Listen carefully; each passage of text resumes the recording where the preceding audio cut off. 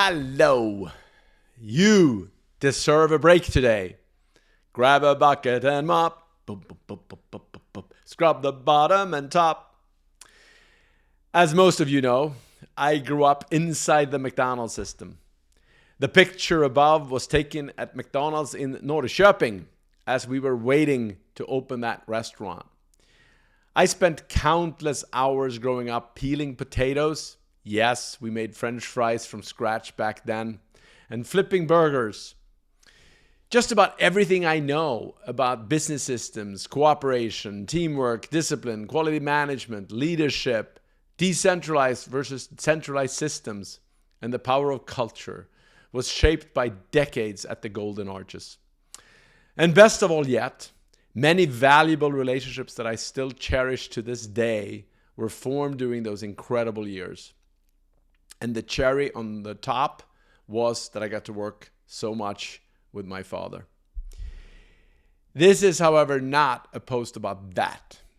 I simply took the famous tagline that McDonald's used for so many years, "You deserve a break today," as a source for inspiration for what I wanted to write about. And that is energy management and the importance of having a break.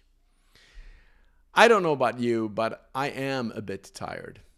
And it feels like more than the typical end-of-year fatigue.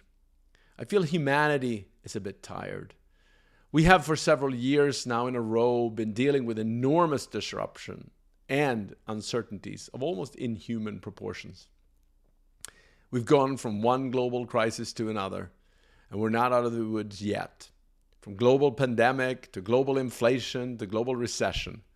And then wars, polarization, and division all around us. No wonder we feel a bit exhausted. But help is on the way. We are heading into my favorite time of the year, the one time when almost all of humanity goes into slower motion. And we close one chapter and we start another. And right between the ending and the beginning lies the opportunity to pause, to reflect, to envision how you want the future to be different than the past. My dear friend Dov Seidman often reminds us that, I quote, "When you press the pause button on a machine, it stops. But when you press the pause button on a human, they start. They start to reflect, to reconnect with their most deeply held beliefs, to rethink their assumptions, and then to reimagine a better path." End of quote. It is so easy to live a Groundhog Day type of lifestyle. We just keep going, don't we? We grow accustomed to the comfortable patterns of predictability and repeatability. We busy ourselves with so much activity and attention that we almost become unaware of what is going on within ourselves and our broader environment. Busyness is partly a drug that helps us numb ourselves, or at least avoid dealing with those deeper issues begging for attention. But here's the thing. We also know that stupidity is doing the same thing over and over again while expecting different results. If we do want different outcomes, and I think we all do, we simply have to do something different. So if we don't pause, if we don't stop, if we don't allow our impressions, our minds, and our cellular structure to have different inputs and different nourishment, we are most likely not going to change much. If you don't change the inputs, the outputs won't change either. I think about our soil. Good solid farm practices like fallowing leaves some land unsown as part of crop rotation to restore fertility. The same principle applies to our human biology. We need rest. We certainly need sleep, but we also need longer periods of restoration. Intermittent fasting has become more popular.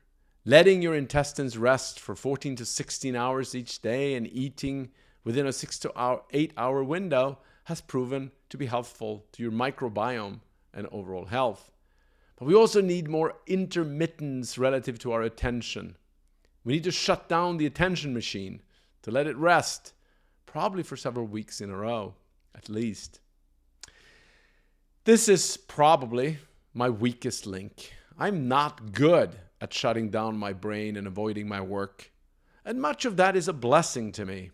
I really feel lucky and fortunate to have a job that I find meaningful and important, and to be surrounded by partners, friends, and colleagues that I love to be with. It never really feels like work, but I still would benefit from shutting down in a more contiguous fashion, and I will try to do so this holiday season. Therefore, I will take a newsletter hiatus. I will resume this newsletter on January 8th. Until then, I hope all of you will have a wonderful holiday season. Let's use this break to collectively rest, sharpen our saws, enjoy time with our loved ones, reimagine and recommit to how we all can show up in this world in a more constructive and helpful way.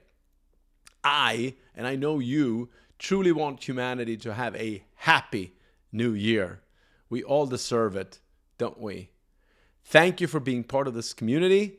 Have a wonderful break. You deserve it. See you on the other side.